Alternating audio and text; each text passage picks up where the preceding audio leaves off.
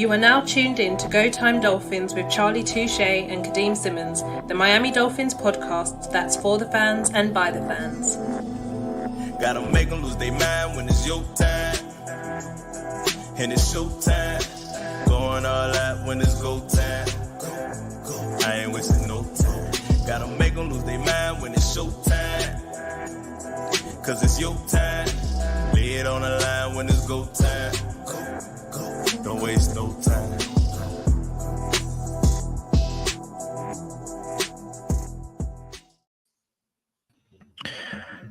Our Miami Dolphins are 9-3. A resounding victory over the Washington Commanders.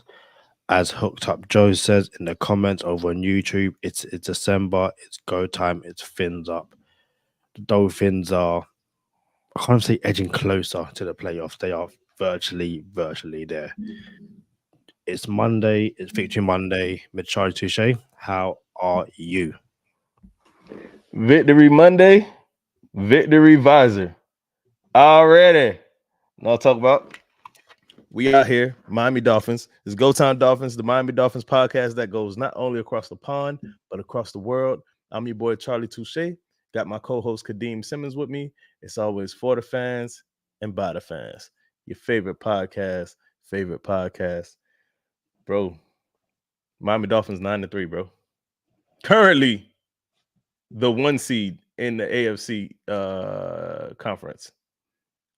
American Football Conference. In the AFC. I said AFC conference. But yo, we the 1 seed right now. Kadeem, how you gonna act, bro? Act like you've been there before. Act like this is what was supposed to happen with this franchise, with the team that Chris Gritt and Mike McDaniel have built. It's not entirely in our hands, but you know, if you act like this is where you're meant to be, then it shouldn't be a surprise when it happens. And you conduct yourself like this is where you conduct yourself in a manner that you know you're comfortable in the position and you won't let it slip. So listen, inside I am over the moon, but outside I'm like, yeah, it's all good. You said it's not entirely in our hands. Who we got? Just Jacksonville in our way? That's it? I think so. I think if Jacksonville win on Monday Night Football against the Bengals, they'll move into the 1 seed. What's the record right now? 8-3. Okay. So we got to play the Ravens. We got KC. Yeah, Joe, gotta love it. V Monday visor already. But did you hear that, Kadeem, just now, or was that just coming out of my ear? Only I heard that. What does it sound like? All right, cool. You ain't hear it then. That's crazy. Like my computer talking to me, my MacBook talking to me. You know, I got the upgrade, you know what I'm saying? So it's all kind of AI stuff going on in my ear. I feel like oh, did it work? Oh, you got the upgrade too? No, it's not working. You didn't try it, bro. You tried it. But listen, so we got, you know what? I thought you was gonna start the show like this, Kadeem. If you got Patreon, Go Time Dolphins Patreon, then you got the easy money segment where Charlie Touche said Green Bay might knock off the Chiefs and put them on a parlay and said, yo, it brings back plus 1470 if you bet this parlay. And Green Bay knocked off the Chiefs. Boy, I'm just saying we might know a little bit something here on this podcast. But yeah, man, what did you make of the game, Kadeem?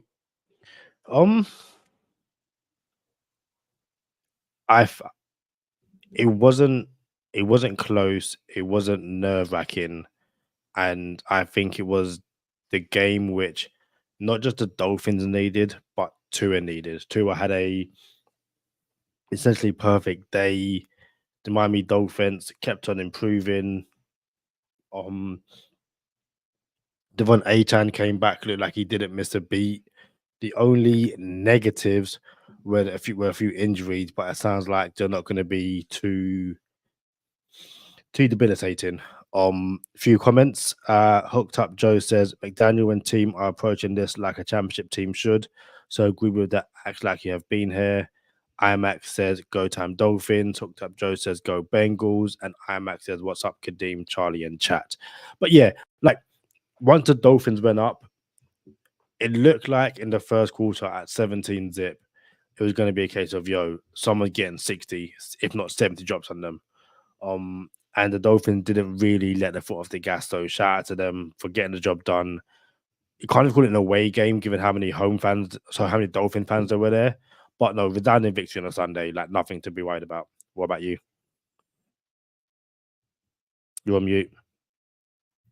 In like the first or second quarter, I'm like, yo, we're gonna drop 50 today. Dead serious. I'm like, bro, we're gonna drop 50 today. Tyreek Hill had a Randy Moss type of game in the aftermath of wide receiver coach Wes Welker saying,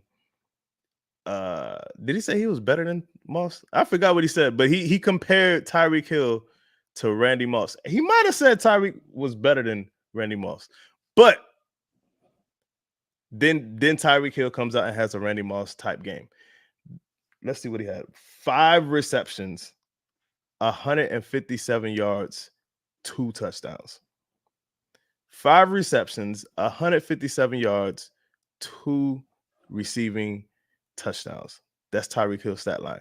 Bro, I watched that Randy Moss game where he had like 3 catches, 167 yards, and 2 touchdowns or something. It was the dumbest stat line ever. You know what I'm saying? Bro, I don't know, Kadeem. You think Tyreek Hill's gonna get this 2,000? So he needs like 519 from the next 5 games. Washington, Paper Planes, Dallas, Bengals, Bills. The Titan, he could legitimately put up 300 against the Titans and the Jets, meaning he's going to need about 200 from the final 3 games. And it's very conceivable that he goes into the final week of the season with less than 100 yards. I think he's going to be extremely close. But what's amazing, and someone said it earlier, talking about Tua, but it extends to Tyreek Hill as well. Tua, Tyreek Hill, and other doctors have been pulled like in the fourth quarter like 3 times this year. Yep. If they basically missed like nearly a whole game. If they don't get pulled, Tyreek Hill is probably like 1,800 yards by now. It is crazy. If you look at some of the dropped and missed opportunities that Hill has had as well, listen, 2,000 yards is 100% in reach, and probably would be a dead cert if the Dolphins weren't as good as they were. Which sounds scary. I think he gets it. I think he beats it by over 100, whatever the record is. I think it's 1964, 1,964, Calvin Johnson. I think he breaks that, and I think he actually puts maybe over 100 or 2 more than that record. Here's my thing. I would love to have it in 16 games instead of 17. Yeah. You know what I'm saying? Because all you're going to hear is, he had an extra game. He had an extra game. He had okay, they tried to do that with Waddle, but Waddle got hurt. You see what I'm saying? So Waddle was hurt, so he still broke the reception record within 16 regular season games. So yeah, the focus is a Super Bowl. The focus is a championship. But I still would love to have this record. And the way Tua is playing, and I kind of peeped this for the past maybe 2 weeks now. McDaniel kind of doesn't let Tua make those decisions inside like the 15-yard line anymore, the 10-yard line, where Tua would dictate where he was going with the ball before the ball was even snapped. Like, nah, I want Waddle to score this touchdown. You know what I'm saying? Yeah. And he kind of took the ball out of Tua's hands, and I kind of like it. However, that kind of took Tua out the MVP race. You know what I'm saying? So right now, my vote is Tyreek Hill is the MVP. Yeah, Tua's getting the ball to him. My dog, if you really look at the term most valuable player, it is Tua for sure. Again, we had this conversation. The team is still successful without Tyreek. The team is maybe not even a playoff team without Tua. Don't hate the messenger. That's all I'm saying. But back to Tyreek and this 2,000-yard thing, bro. I think he gets it, bro. And I also believe there's a chance he gets it within 16 games and not 17. So you got some real games. You got games where it's going to go off script, where these games like the Tennessee game, and you got the paper planes again. But then you got 3 real games. You got Dallas, Baltimore, and Buffalo, where he might have to go for $180 in each to win the game. So the script is not going to be what the script was against Washington, where he played one half. You know what I'm saying? So I absolutely think he gets it. And I have no idea how it's even possible, bro. Everybody knows he's going to get the ball, bro. Like this is Michael Jordan of football right now. Everybody knows he's going to get the ball. What are you going to do to stop it? And apparently they can't stop it. It's mental. Hooked Up Joe says Hill got 152 yards in the first half and 100 and under 160 total, so he did take the second half off. Finn's take with CB83 has a fins up emoji. Hooked Up Joe says Hill did that in 7 targets and 5 catches, playing 51% snaps. Sorry. Hill hasn't played over 63% of the snaps in 3 games. Smart usage, as Hill will hopefully get the 2K in 16. Finn's take with CB83 says Tua got to be MVP. We don't operate without him. We had the experiment last year. And then adds, if he goes for 150 in the next 2, he'll only need 220 in the last 3. I was saying that earlier. Quickly on Hill, have you seen the discourse around his second touchdown? No. So I want to get the tweet exactly because it has been a wild ride on Twitter to the point where Tyreek Hill's been busy today. Let's have it. Tyreek Hill, social media. That is Kadeem Tyrell. That's a singer. So, a Twitter user by the name of Grant Paulson. So, obviously, it's 3rd and 7. Tua has that deep bomb to Tyreek Hill, touchdown 24/7. Grant Paulson tweets, "This is one of the coolest plays I've seen live. I cannot stress how bad this throw was and how amazing this play by Hill is. He's got Fuller beat so badly, he just flips his hip and goes and gets the ball over the wrong shoulder." So that's what Grant Paulson said. Tyreek Hill, and I think it might have been Tyreek Hill in the media availability, basically says, "I thought Tua threw the ball incorrectly and I had to adjust. I then went over to Tua and was like, yo, there's miscommunication, but we can fix it." Tua says, "No, you ran the wrong route. I put the ball where it needs to be." And Tyreek Hill said that he went back and watched the tape and was like, "Yep, you are right. I ran the wrong route. You put the ball where I needed to get it." And thing. Tyreek Hill responds to this Grant Paulson guy says, "Bad take. I ran my wrong route. Tua threw that ball exactly where I was supposed to be. He noticed my angle, put enough airtime on it just to give me time to adjust." Do you know how Twitter now has community notes on it? No, I don't know that, but go ahead. So basically, if you lie on Twitter and the tweet gets big enough, Twitter will basically correct you in the comments. This Grant Paulson guy got a community note saying, Tua threw the ball correctly, Tyreek ran the wrong route. Everyone's like, yo, Twitter is QAnon. How did you get community? And that's the thing. Everyone expect us. Exactly. And basically, the whole discourse was Tua threw the wrong ball and Tyreek Hill bailed him out.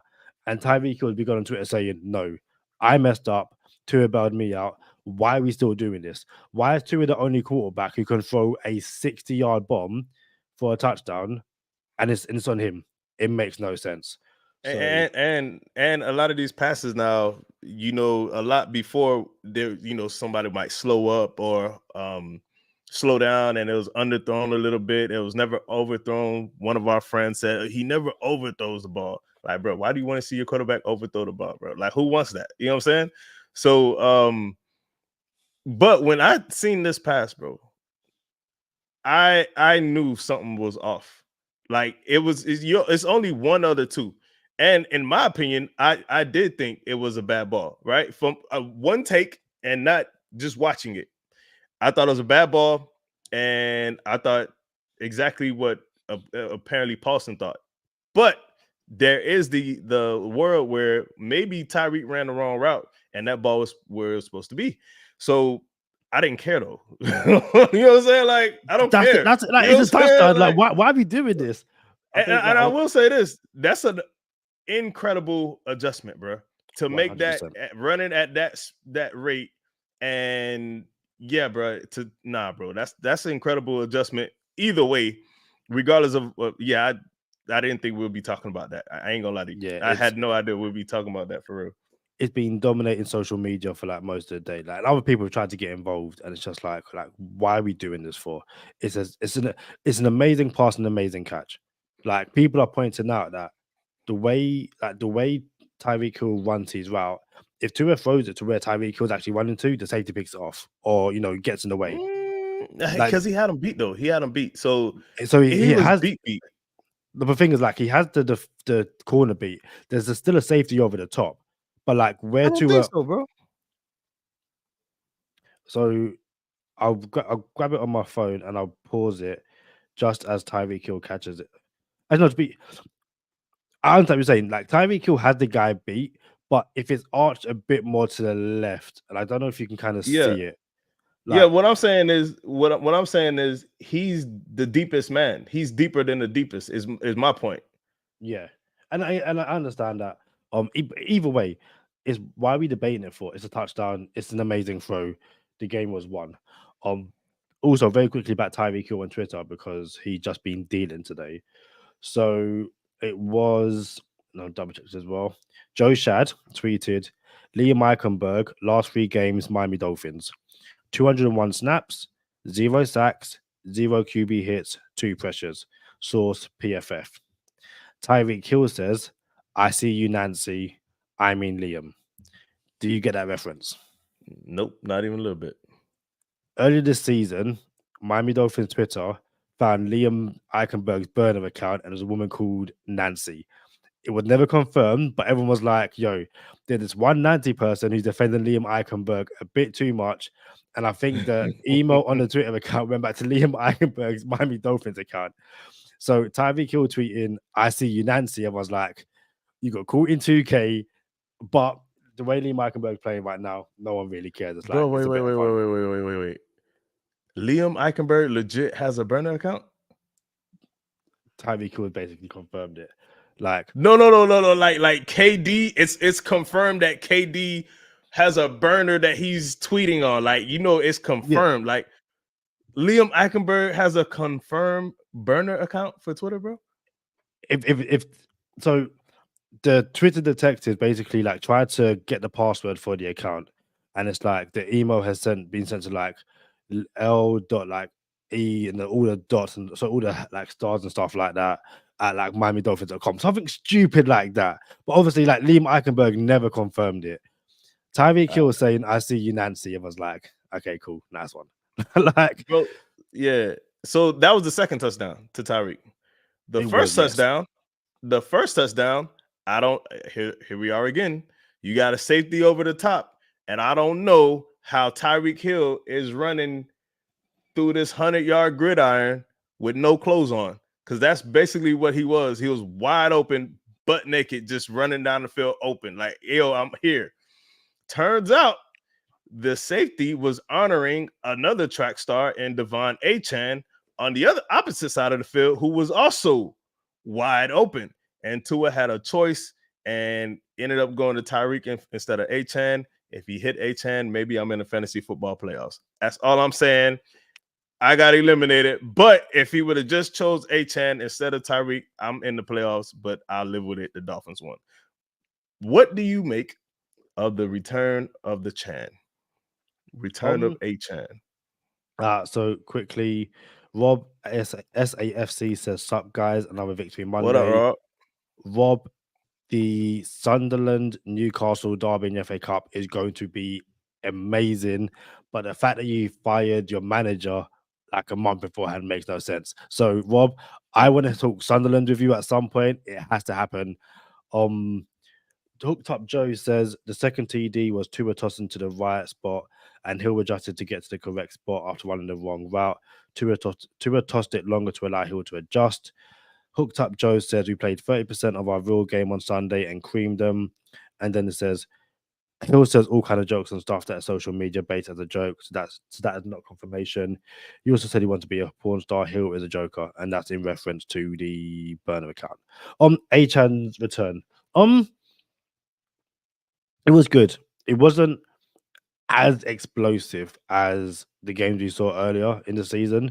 I put that down to the Commanders having a really good interior defensive line.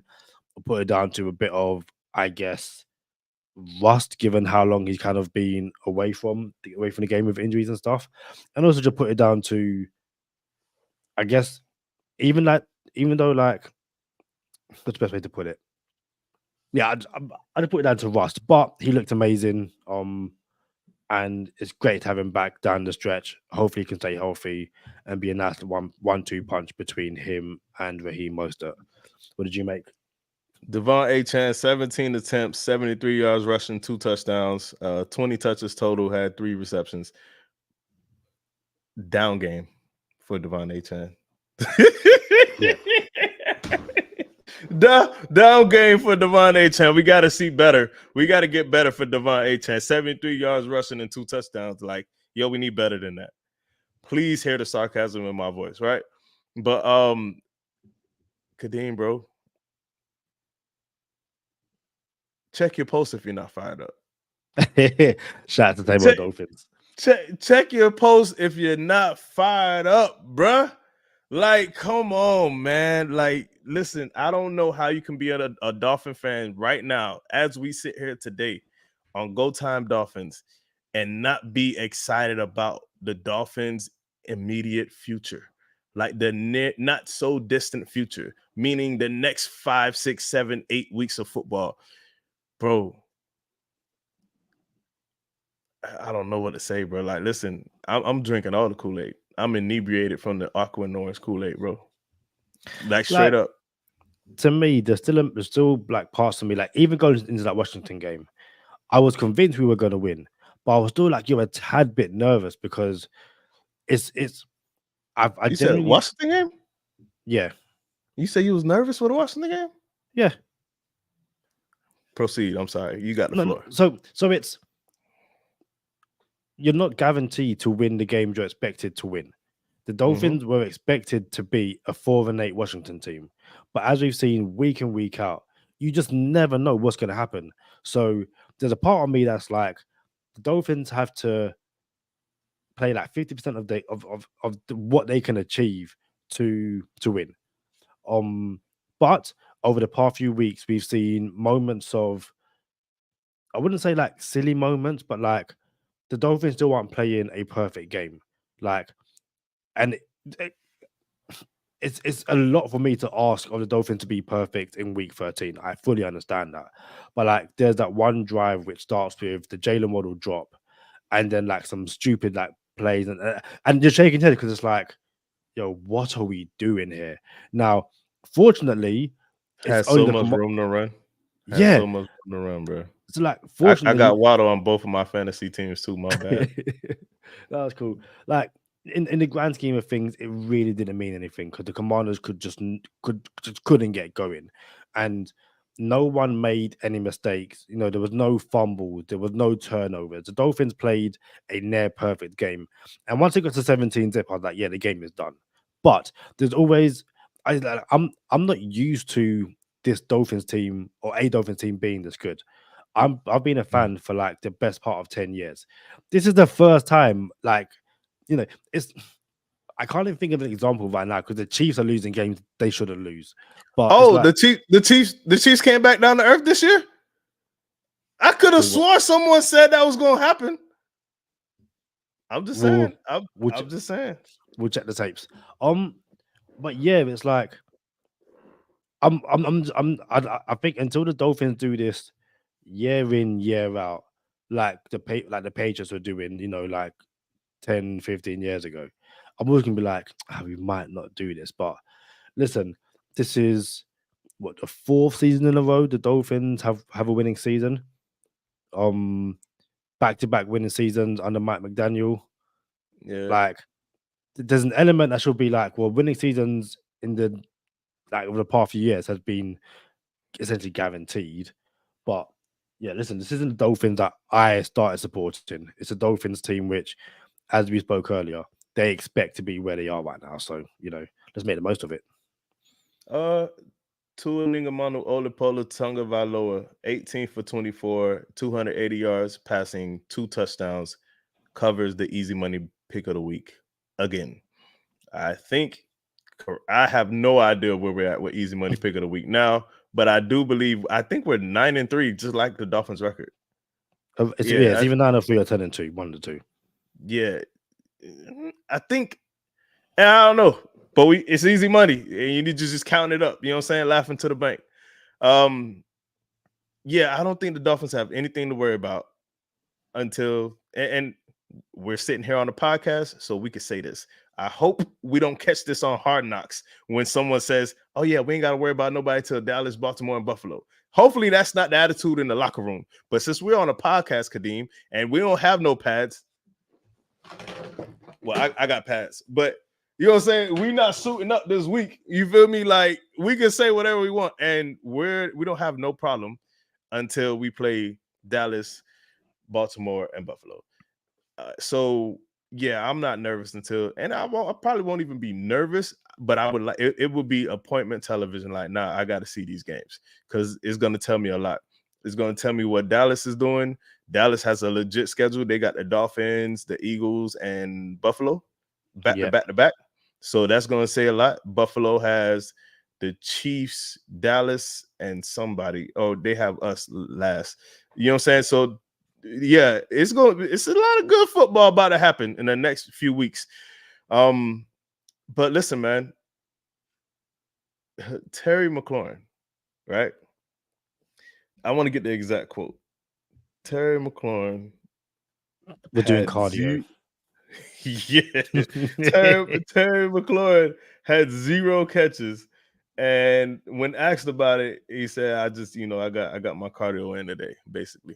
That's what he said. I just had to throw that out there. But Jerome Baker hurt. MCL is day to day. Doesn't look good. Week to week, my bad. Doesn't look good.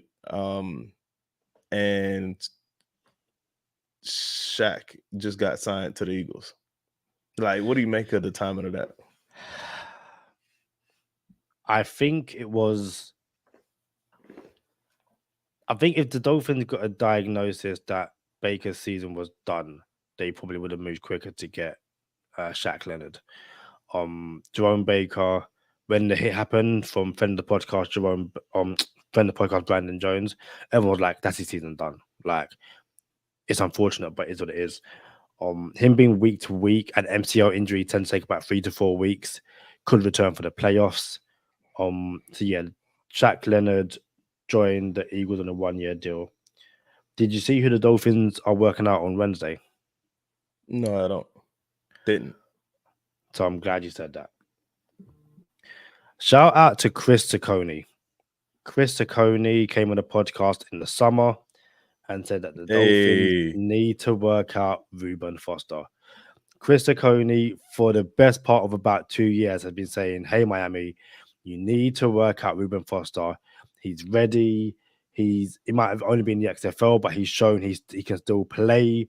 And Adam Schefter reported on Monday evening that on Wednesday, the Dolphins are working out Reuben Foster.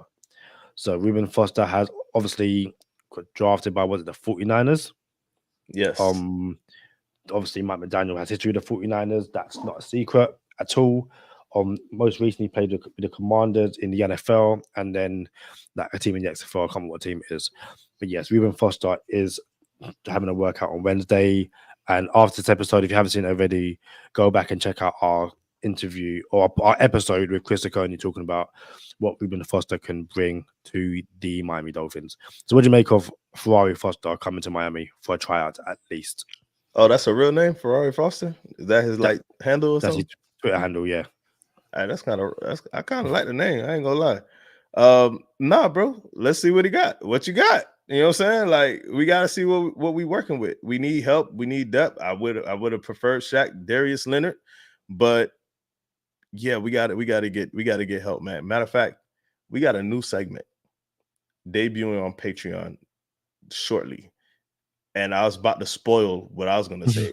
So I want to spoil it, but yo, you never know when someone is playing with a purpose, how they're gonna turn up.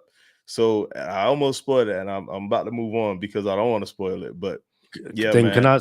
can I say very quickly, if people are wondering why certain players haven't been mentioned or stuff like that, maybe it's going to be mentioned on the new segment over on Patreon, Game Ball. So yeah, Yeah, but man. Hey, yeah, go ahead. No, no. you go ahead. Well, I was going to say, like, obviously we work with every single person, be it on YouTube, Twitter, Mhm. Spotify, all that kind of stuff, and it would never be a case where nothing is discussed over here. Like, it'd never be a case of you have to go to Patreon, but there will be certain stuff which we discuss on Patreon for our subscribers. It's no secret to turn around and say that we had a discussion over the weekend about the possibility of offensive coordinator Frank Smith joining the Carolina Panthers or anyone in the off season. And it's those kind of conversations that you will only be getting on Patreon over the next few weeks, and then potentially on Go Time Dolphins on YouTube and everywhere else in the summer and stuff. So, just letting you know that from now.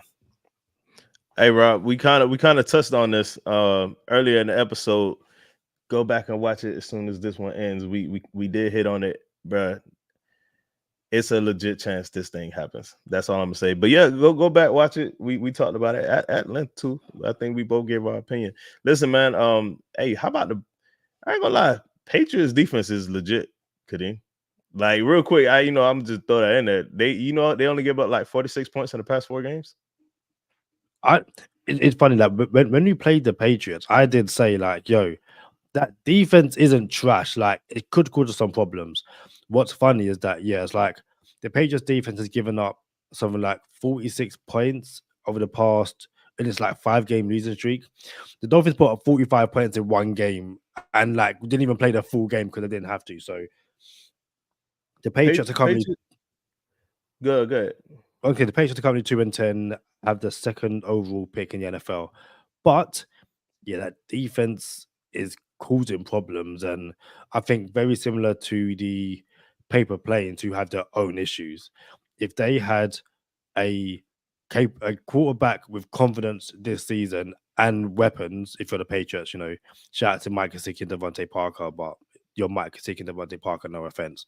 And a play caller who play to their offensive strengths, then they could be at the very least like 6-6 or 6-7 or 7-6. But yeah, is what it is. This how I'm this how I'm gonna turn it into the Go Time Dolphins.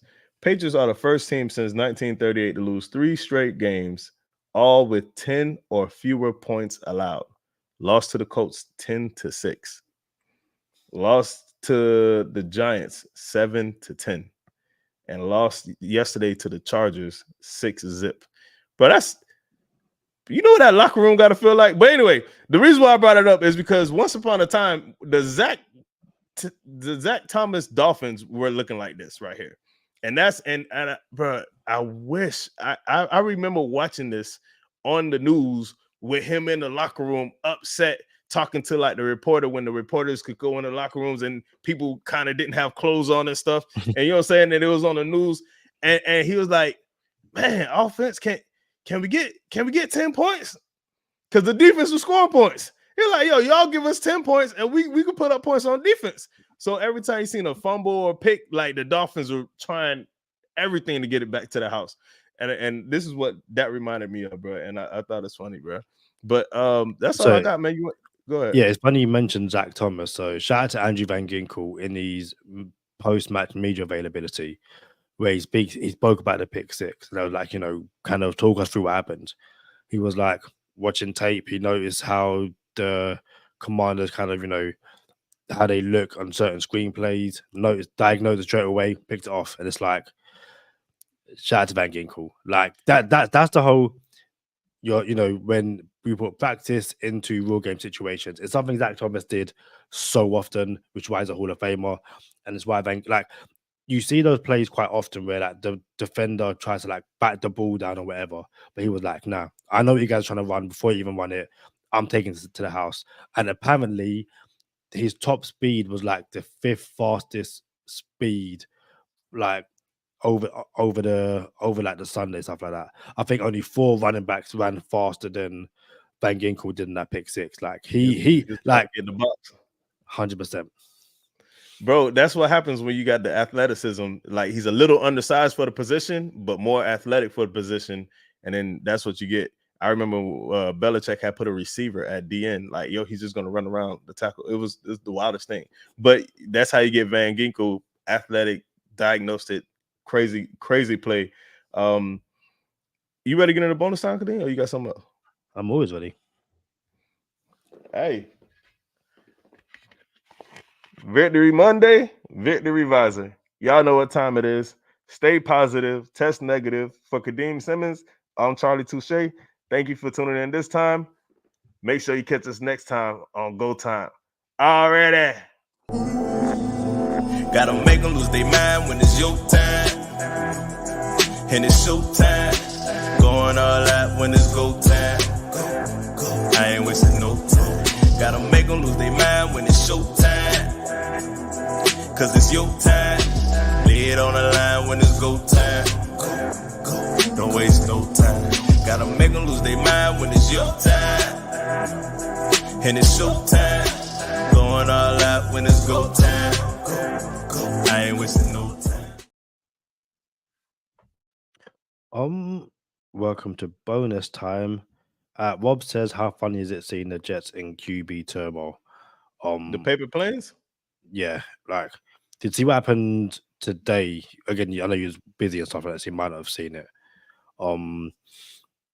But basically, so obviously the Jets, the paper plane bench Zach Wilson, made him the 3rd quarterback, the emergency quarterback, promoted Tim Boyle, and had Trevor Siemian as a backup. Against the Falcons, they benched Tim Boyle and brought in Trevor Siemian. And then on Monday, the rumors are that they want Zach Wilson back as a starter. Apparently, Zach Wilson isn't too keen about returning, given the way they treated him. And Robert Saleh says he legit doesn't know who's going to be starting this weekend. Like, that's a team that's in, like, they might need to not start again, but it sounds like Robert Saleh just has no control over that team. And apparently, unsurprisingly, Aaron Rodgers probably isn't going to return this season. It's like, well, we all could have told you that. Like, you guys are a mess, so it is what it is. I like Saleh too. It's unfortunate he had to go to gangrene. I wasn't going to ask this, but I'll ask it now.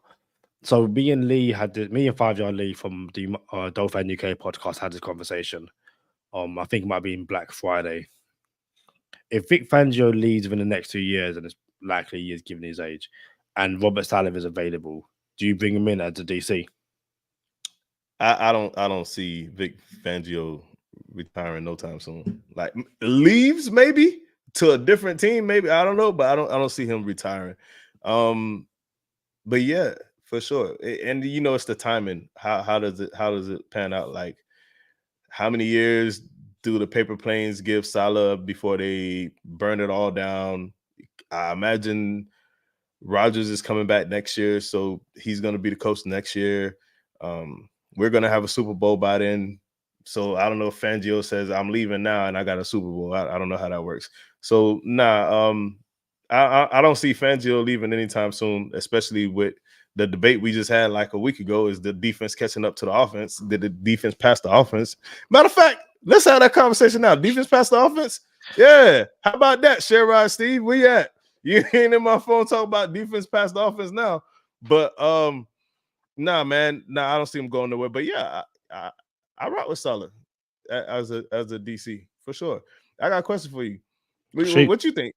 What you think? I think if the position was available and Saleh was available, I think he'd be first name you go to.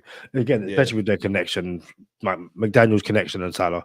The only issue you could potentially have is that if he does really well in Miami, which he probably will, or Yep. probably would, sorry, a team would want to take him. But again, that's an amazing thing to have. Like, you don't want to not hire someone because you're going to be too good for the job. That makes no sense. It's gonna happen, bro. Like, we're gonna win championships and everybody's gonna purge. Like, yo, they're just gonna come take our people. It's all right. It comes with the territory. It's a part of the process. I got a question, Kadeem. When is it too soon to take the starters out the game? Like, when is it too early? Like, you go up 30 in the first half. Is it too early to take them out? You know what I'm saying? Because I kind of feel like I put that tweet out there a little too early. I like, it's time to pull the starters. And then they scored, Washington scored, and they were only down like 21. Well, it was still 21. But still, I'm like, yo, yeah, y'all wasn't supposed to give up that touchdown, Dolphins. But anyway, when is it too early to pull the starters? Look at the conversations we having, y'all boys. Like, come on, man. We here, bro. We talk about pulling starters. When's it too soon to pull starters, bro? 1 seed, Miami Dolphins. I would say thing is, I was going to say before the fourth quarter, like, we didn't obliterate the Broncos within 3. I think a lot of it is if you're up 4 scores in the third quarter, it's probably safe. But anytime before that, like, I think, because for every Broncos and Washington game, there's a Dolphins Ravens game last year where, like, you're down 35 and then was like, yeah, that's the game done. And mine were like, game done. Like, we're just getting started. So I think a lot of it depends on the trust you have in your backups. The Dolphins being able to pull starters and then their backups being essentially Devon Achan, Cedric Wilson. It's like, yo, those guys are starters across the league. On the defensive side of the ball, being able to rest a Bradley Chubb and being able to rest friend of the podcast Bradley Chubb and bring in friend of the podcast Emmanuel Ogba and stuff like that. Other teams just can't do that. So if you had that kind of depth, you can probably do it in the third, early fourth. If you don't, you do it with like 5-6 minutes. Like, didn't the Commanders pulled Sam Howell yesterday and brought in Jacoby Brissett? Like, and the game was done, but they probably just like, you know what, the game's finished. Like, we'll just give Brissett some reps and kind of go from there. I don't think you want to pull them too early because you want to have you don't want the chemistry to get messed up. Like, if you're only playing, like, even if you're blowing out games back to back, you don't want just one half. You know what I'm saying? You kind of want, yo, let's keep this thing going, let's keep it flowing, good vibes, good chemistry, carry it over to the next game, as opposed to having it feel like a live scrimmage. You know what I'm saying? So yeah, that's a good problem to have, man. But I think the only thing I would say about what you said is it was Baltimore and Miami. It was like 2 good teams, as opposed to Miami versus Paper Planes or Miami versus Raiders or Miami versus Washington. It's like, do we really think these teams could come back down 28? You know what I'm saying? Like, you doubt the Dolphins coming back 28 with Tyreek Hill and Waddle and Tua. Like, that's on you. But yeah, bro, I told you I watched that game like 3, 4, 5 times after it aired. Like, since last year, I've watched that game like 4 times.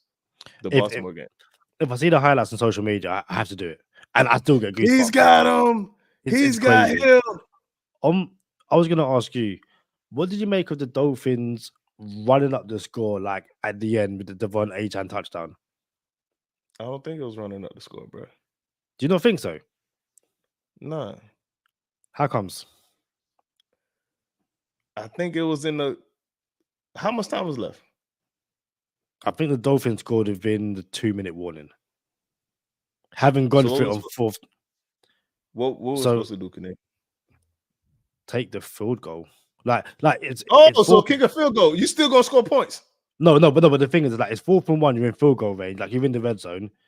Take the field goal, as opposed to go for it on 4th and 1 to get another set of downs, and then 4th and 1 at the goal line and scoring a touchdown. Like, it's Like there's no, and the thing is, they did that, and I'm pretty sure Teron Armstead got injured on that play. Well done. No, he got injured before that. What I play did thought he Teron got Armstead injured. get injured on? So here's the thing, and we probably gonna catch this on Hard Knocks because remember Tyreek got injured before that fourth down play, and then everyone noticed he got injured on the fourth down play, but he was injured before that. So I think Teron Armstead got injured before that play because I You're seen right. Tua. It was the most play in the first half. So I apologize. Yeah. So and that was still early in the game when that happened. Yeah. That's fine. No. I don't listen, bro. We playing football for 4 quarters, 60 minutes, not 58, not 57, not 56, not 55. It's a 60-minute game, bro. Play football for 60 minutes. If you don't want us scoring at the 59th minute, don't let us score. That's it. And I don't even like running up the score. I'm not that dude, but yo, like, you know what? I don't even rock with Sean Payton no more. But he said it best. He like, at some point you gotta play football. The reason I asked is because the Dolphins opted to not go for the field goal to break an NFL record against the Broncos, but they opted to score a touchdown when the game was done weeks later. And again, obviously, one's going for a record, one just scored a touchdown. Like, it really isn't that deep. But I was watching that Hippodrome and I was kind of like, it's 4th and 1, just take the field goal, the game is done. Okay, cool, you've gone through it on 4th down. Okay, fair enough. It's 4th and 1, the game is done, just score the field goal. Okay, he's got a touchdown. Great. A-Chan got his touchdown, all that kind of stuff. But I just found it interesting that Mike McDaniel. Hey, you need to chill out, you non-fantasy football player. Like, you gotta relax, Kadeem. Like, you're intruding on us fantasy football fans, bro. Like, let us live a little bit, man. Like, yo, and I had A-Chan, bro. I needed all I could get, bro.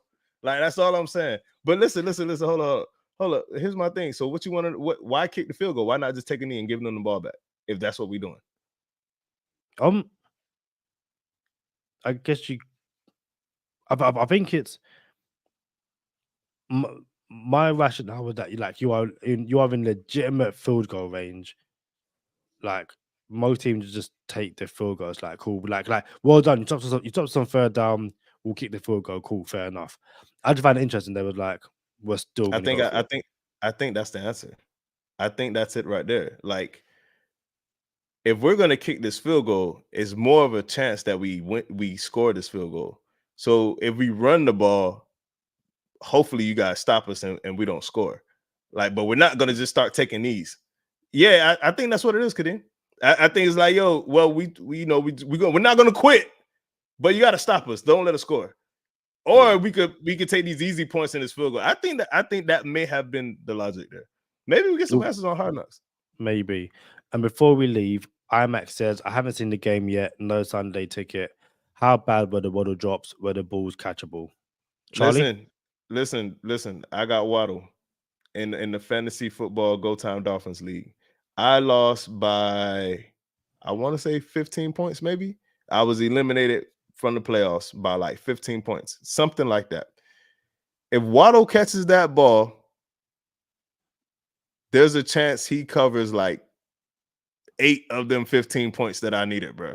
Because he had plenty space to get jiggy. But man, bro, not one of them dropped. That I only remember one off the top. But man, digging in the trenches, what's up, bro? Long time, man. Listen, man. But yeah, Waddle gotta work on the drops, bro. Like, we got a whole clip out here, Kadeem saying Waddle can't catch, and it's gonna come back to haunt us because we're gonna have Waddle on the podcast, and then the clip's gonna come up. And you know what? I might just play the clip. Hey, Waddle, bro, my dog said you can't catch, bro, and then we're gonna see how that goes. I think we'll have to play the. No, I'm not clipping you. There's no point in it. But no, how bad was the drop? It's like Tua does well to extend the play. Waddle with butt naked open. He's open by 10 yards. He's open by 10 yards. Like circumference. It's like Waddle. Like, even as Waddle goes to catch it and drops it, he's already like brought the fake ball into his chest. It's like, yeah, I messed that one up. It's a bad drop, and until he eliminates those from his game, you know what? This might be the worst Waddle drop so far. Now I understand he's dropped other passes in other bad situations. Like, yo, we needed that catch. You know what I'm saying? So yeah, those are bad drops because we needed him to catch it. But if we're just talking about the drop itself, this was the worst by far. There's nobody around him. And like, this is easy. Just this is it. So yeah, I think this is the worst one by far. Yeah, it was insane. IMAX says I had a couple of lineups with Waddle on DraftKings and FanDuel. Rob says I think Waddle sometimes thinks too much of what to do after the catch than catching it. I think that was the case with this one. And Digging in the Trenches says, how about that last drive? That's what I'm talking about. Pound the rock. Listen, it was probably the most complete game the Dolphins have played this season outside of the Broncos one. It was brilliant to watch. The Dolphins are 9-3. Playoffs, like I think it's like 99% chance that the Dolphins make the playoffs and like a 99% chance the Dolphins win the AFC East. So we're looking at like one more win to tie everything up. But we will catch you on our midweek episode. And if you are subscribed on Patreon, we will see you very, very shortly with our new segment called Shout out Game to the Book. Patrons. Shout out to the Patron. Shout out to everyone who rocked with us on this episode. We shall see you on the next one. Peace.